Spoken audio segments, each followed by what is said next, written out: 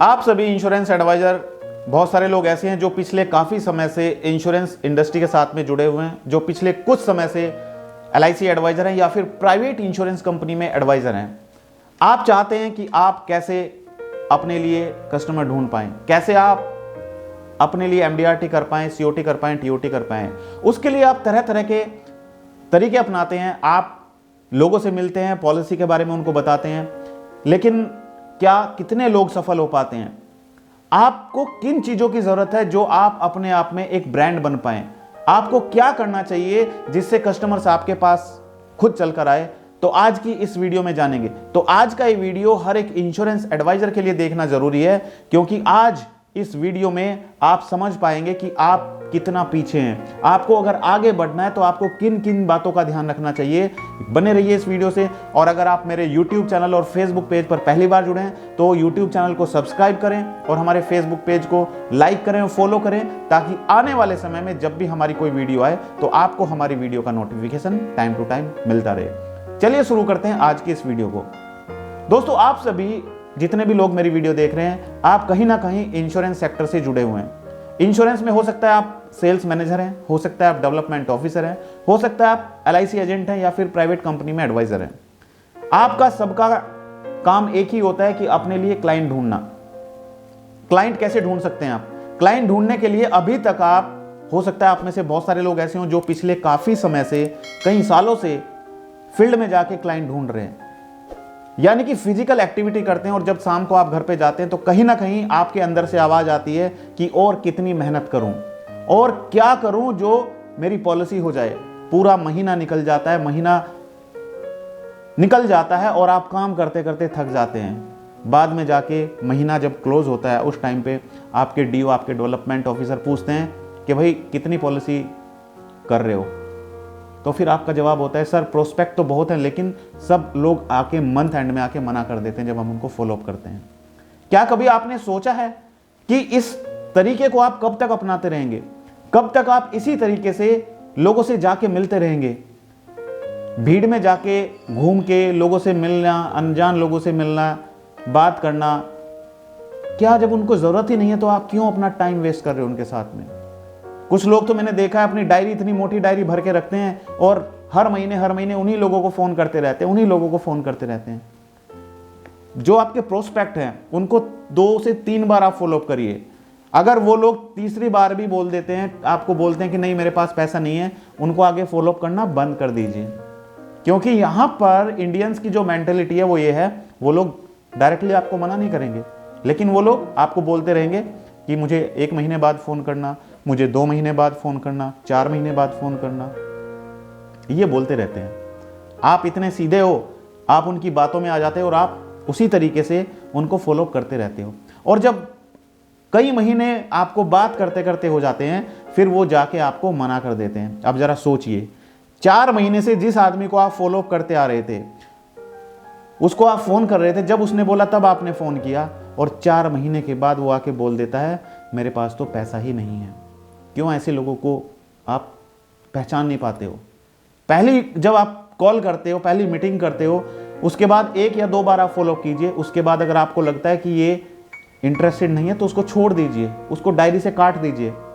आप ऐसे लोगों को ढूंढो जो वास्तव में आज इंश्योरेंस पॉलिसी लेना चाहते हैं। अब बहुत सारे लोगों के सवाल ये होते हैं कि सर कैसे हम पहचान पाएंगे कि इंश्योरेंस पॉलिसी की जरूरत उनको है?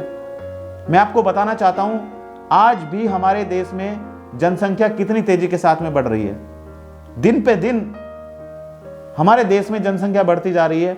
नए नए जो बच्चे हैं वो जॉब कर रहे हैं, फैमिली में उनकी जो फैमिली है बढ़ती जा रही है, नए नए बच्चे पैदा हो रहे हैं। तो क्यों ना आप ऐसे लोगों को ढूंढें जो अपने बच्चों के फ्यूचर के बारे में इन्वेस्टमेंट कर सकते हैं। क्यों आप ऐसे आदमी के पीछे पड़े हुए हो जिसकी इनकम ही 10,000 है, 15,000 है?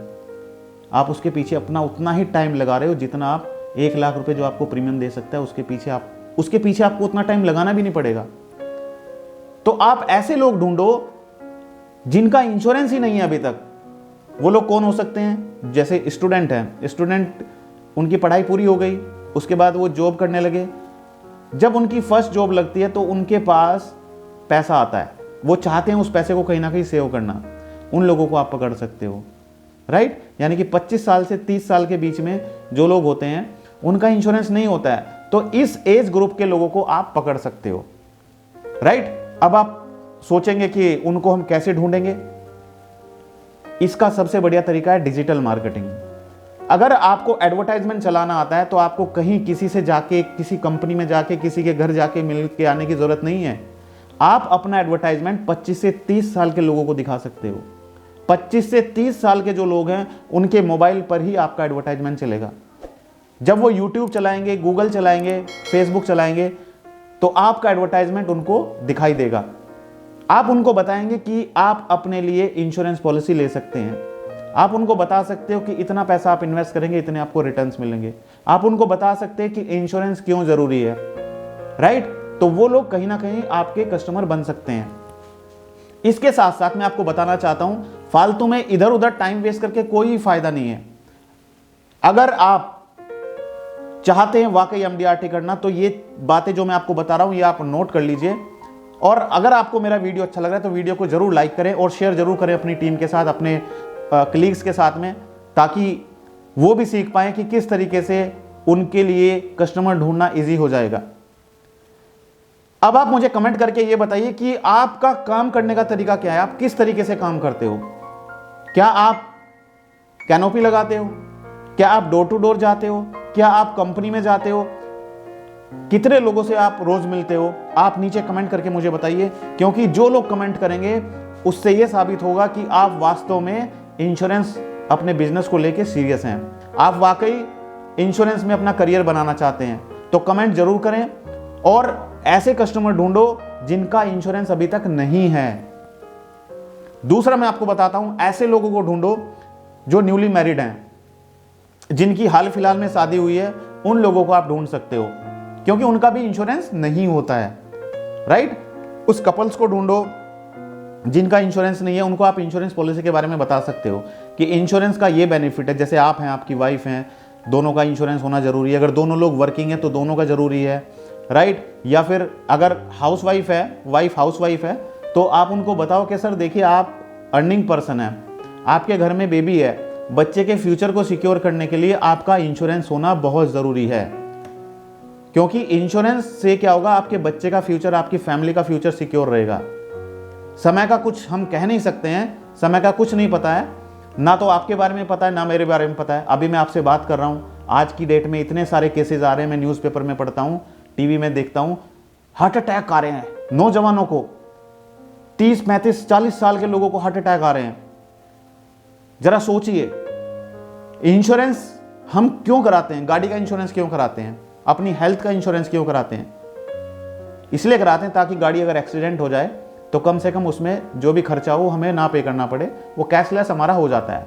इसी तरीके से हेल्थ इंश्योरेंस कराते हैं ताकि कोई भी हमें बीमारी हो जाती है, कोई ट्रीटमेंट कराना पड़े, तो एकदम से हम 5, 7, 10 लाख रुपए नहीं निकाल सकते हैं। कितना भी पैसे वाला आदमी है ना, तो 5, 7 लाख रुपए निकालना बड़ा मुश्किल हो जाता है। इसलिए हम हेल्थ इंश्योरेंस पॉलिसी कराते हैं, क्योंकि हेल्थ इंश्योरेंस में हम प्रीमियम 10, 15, 20 हज़ार रुपए तो साल का आराम से निकाल सकते हैं, लेकिन अगर लाखों की जरूरत पड़ जाए एकदम से तो वो निकालना बड़ा मुश्किल हो जाता है। तो आप उनको समझाइए। आप ऐसे लोगों को पकड़िए, जैसे मैंने आपको बताया, न्यूली मैरिड कपल है, उसको आप पकड़िए। घर में बेबी है, छोटा बच्चा है, न्यूबॉर्न बेबी है, 1 साल, 2 साल, 3 साल का बच्चा है। उनको बताइए कि सर देखिए, इंश्योरेंस पॉलिसी अपने बच्चे के फ्यूचर को सिक्योर करने के लिए लीजिए, क्योंकि हर एक माता पिता चाहता है कि जब उसका बच्चा बड़ा हो तो वो अभी से प्लान करता है कि जब बच्चा बड़ा होगा उसको मैं क्या कराऊंगा, डॉक्टरी कराऊंगा, उसको मैं MBA कराऊंगा, MCA कराऊंगा, क्या मुझे कराना है, BTech कराना है, MTech कराना है, वो अभी से प्लान करने लग जाता है। लेकिन उसके लिए उसके पास उस टाइम पे पैसा भी तो होना चाहिए। उसको ये बताइए कि सर आज की डेट में अगर हम कॉलेज में एडमिशन लेते हैं, अगर हमारा बच्चा कॉलेज में एडमिशन लेता है तो कितना पैसा आज की डेट में एडमिशन के लिए देना पड़ेगा। उससे खुद सवाल पूछिए आप, वो खुद बताएगा कि 10 लाख रुपए लगते हैं। उसको बताइए कि सर आज अगर 10 लाख रुपए लग रहे हैं तो आज से 15 साल के बाद कितना पैसा लगेगा, राइट। उसको बताइए कि सर इन्फ्लेशन रेट किस हिसाब से बढ़ रहा है।